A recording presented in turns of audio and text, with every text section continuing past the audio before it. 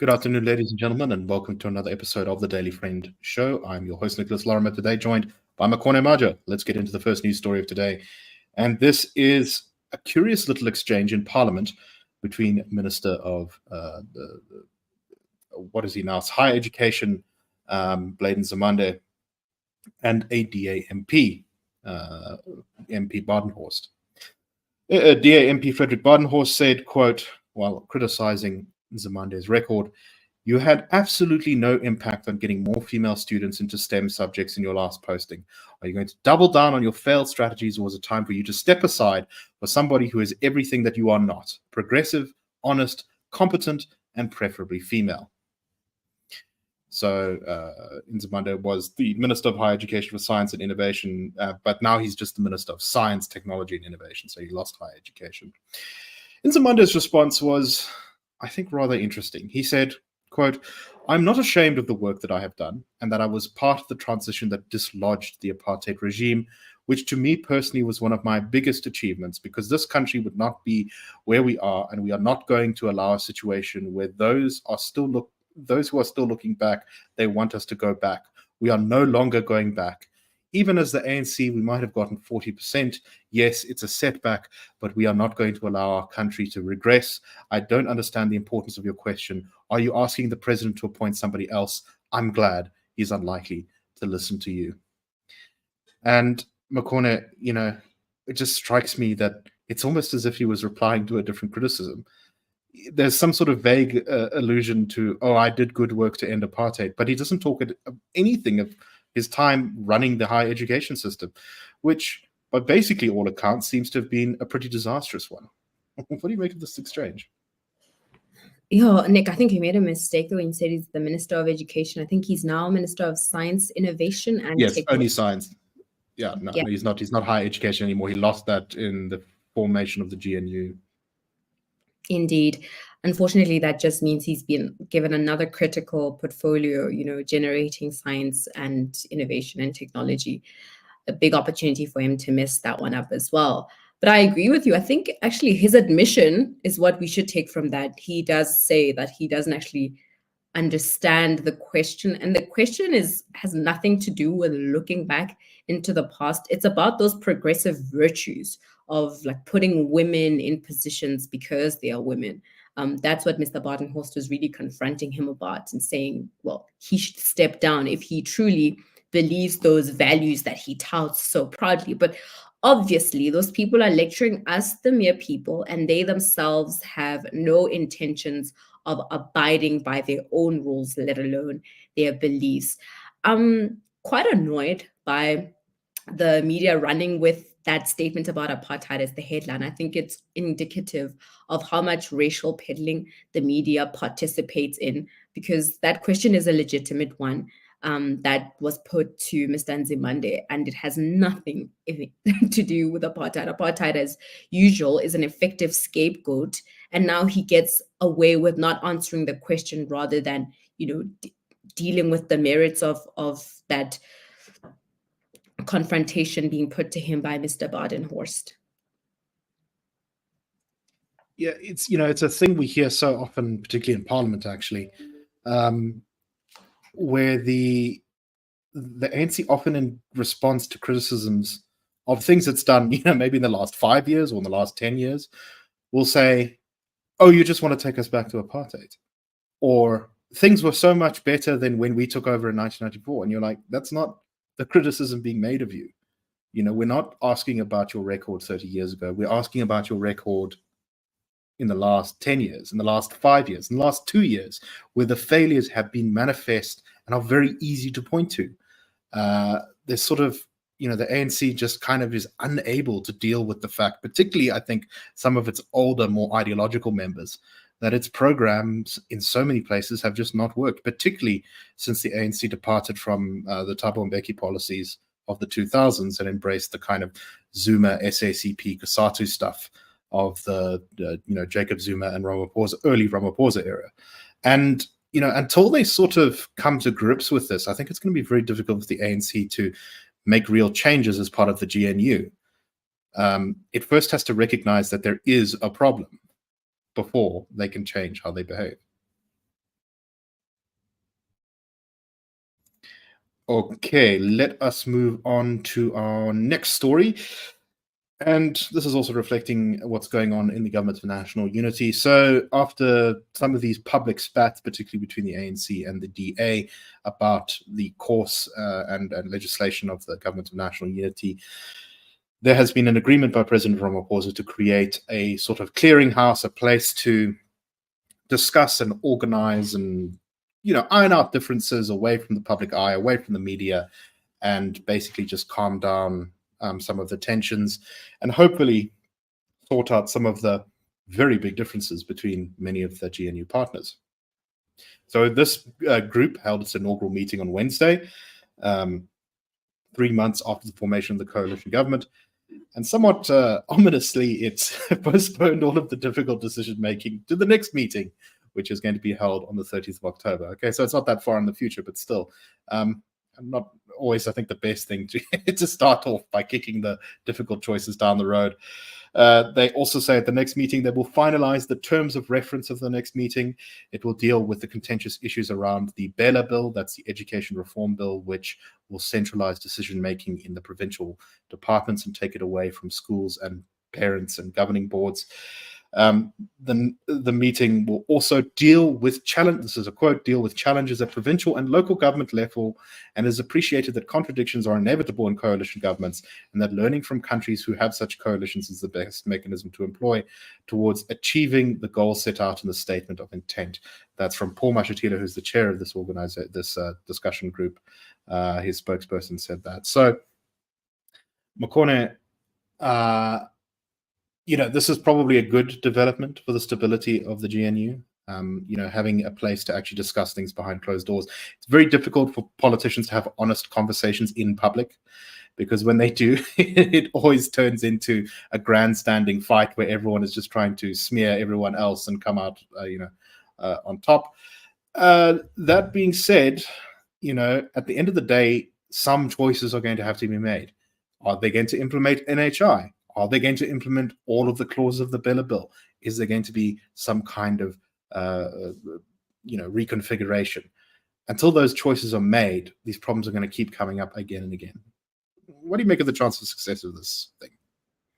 I think that the GNU will rise and fall on how they decide to resolve those disputes, as we saw with the first iteration of government national unity that we had in 1996, that ultimately led to the new National Party leaving the then government of national unity and choosing instead to lead the opposition benches. It was over one side of that GNU feeling unheard and therefore not able to make a difference for its own constituency. And I think that will be the bane of the GNU's existence. It has already proven to be a thorn in their side, because there's only so much compromise or drawing the line in the sand that can be done, as we've seen with some of those utterances, specifically from the DA. So I think this is a good idea for them to have a platform or a format, a mediation format through which those big disagreements are ventilated and disputed and argued. I also think this is such a win for our democracy, because what we've learned as like an advocacy group, being the Institute of Race Relations, is that a lot of those public platforms where, discussion and verbose interactions, disagreements about legislation is supposed to take place predominantly through Parliament, like when you're disputing the passing of a legislation and you submit your arguments for why. Those things are really just done for administrative purposes. They're not taken seriously, because those legislations will be passed despite many quality documents provided in opposition to the passage of those legislation. And then, as we saw with the NHI, after its passage, do they then go, oh, well, we should have listened to the IRR's arguments, for example, or the South African Health Association's arguments as to how else the national health system can be improved? That's just one example of many, right? Is that a lot of the public institutions that are supposed to facilitate debate and discussion over legislation and how the country should be governed have ultimately not worked. And so I think the GNU taking the time to sort of create that structure, even though it's going to be internal, it's going to be for GNU members predominantly. I again think it's an opportunity for real representation of different South African views presented by all the GNU partners. There's enough of them that there'll be a diversity of views. We already know that they don't agree on everything. If majority of the things they don't agree on, but at least there will be a platform for different ideas to be presented and for debate, which is actually one of the things that I think the GNU in their founding statement said, that they'll be making evidence-based decisions. So let's see how much of a role evidence is actually going to play and how our policy is structured and how our institutions are formed moving on through this GNU. So it gets a big thumbs up from me. I can't wait to actually see how it begins to facilitate discussion and debate between different ideological lines in South Africa. We haven't had that opportunity in government before. No, I think that's very true, and I hope that the opportunity is taken advantage of, as you say. As for evidence-based policy making, look, I think this is more an aspirational goal than the thing that's necessarily going to be sort of entirely possible. Politics is unfortunately the business of negotiating an enormous number of competing interests, views, and power structures, and so it's something to aspire towards, to move towards, although not something perhaps we shall ever reach. But the closer we get to evidence-based policy making, the better the lives of millions of South Africans will be going forward. And let's talk a little bit about what happens when you don't make very good decisions in government. And this is what's been going on in Mogale City, which is the municipality that governs much of the West Rand in Gauteng. So the Department of Water and Sanitation has, since 2019, given Mogale City 307 million rand for the express purpose of fixing Mogale City's sewage treatment plants. I think we have talked about this a little bit on the show before, but Mogale City is currently in the midst of a sewage crisis. 12 of the municipality's 22 sewage pump stations are broken, and 2 of the 3 wastewater treatment plants are not processing any sewage. This has meant that Mogale City is dumping an enormous amount of raw, untreated sewage directly into rivers and various water sources around the municipality, including in areas that are affecting the tourism sites around the Cradle of Humankind, which is based in Mogale City. This, of course, has all sorts of downstream effects. Anyone living near this stuff is smelling this terrible thing. They're at risk of disease. The water supply just generally is being polluted, and means that when this water eventually gets back into the water system, it needs to be treated very thoroughly to become safe to drink. It's an absolute nightmare. And yet, despite this 307 million rand given by the national government to Mogale City, apparently it's not been spent to fix the problem. Mogale City says, whoops, we don't have enough money. We need 100 million rand more. Which, one really has to scratch your head, like, what exactly did they do with all of that money? They say that they have failed to maintain, they admit they failed to maintain the infrastructure, but they also blame theft of copper cables, metal for scrap metal, as well as a lack of investment in infrastructure exceeding the design capacity of the infrastructure that's already in place. Because, of course, the population of a place like Mogale City has grown quite a lot over the past couple of years, and yet the infrastructure has not kept pace. They point out that many of these sewage treatment plants were built in the 70s, when the population and infrastructure was much smaller. Makone, what kind of strikes me about this report, I think it's from News 24, is just how Mogale City seems to be talking about this problem as though they have nothing to do with it, as though it's just happening, as though no one made any choices that got here. It's like inflicted upon the municipality. What do you make of this? I would just like to know when we are going to put an expiration date on this excuse that a lot of our infrastructure was built in the 1980s or 70s or 60s when there were fewer populations and then apartheid government was only rendering services. I mean, we are 30 years into our democracy. And as you rightfully point out, Nick, we've certainly discussed this issue in discussing Percy Stewart, which is the wastewater treatment plant that runs across the cradle of humankind. And so these problems have been around, have been diagnosed, have been documented, have been discussed. You've even discussed how money was put aside as provision to address those issues, and yet nothing has been done. So this is not a problem of constraints in infrastructure. This is just poor management, and it has been the case for the past 30 years that yes, we have infrastructure that's aging, but we've also set aside budgets dedicated to the maintenance and to the refurbishment and to the expansion of that infrastructure, because I'm sure they knew 20 years ago what we know now, that 20 years from now, there'll be a lot more people moving into Johannesburg, moving to the cities. And so you will need greater infrastructure to accommodate all those people. So I would like to slap an expiration date on these excuses because we cannot be lulled by them anymore.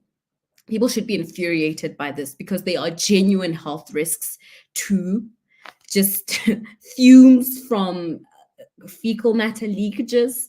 It's totally unacceptable. I realize South Africa is a third world country, but surely we're better than this.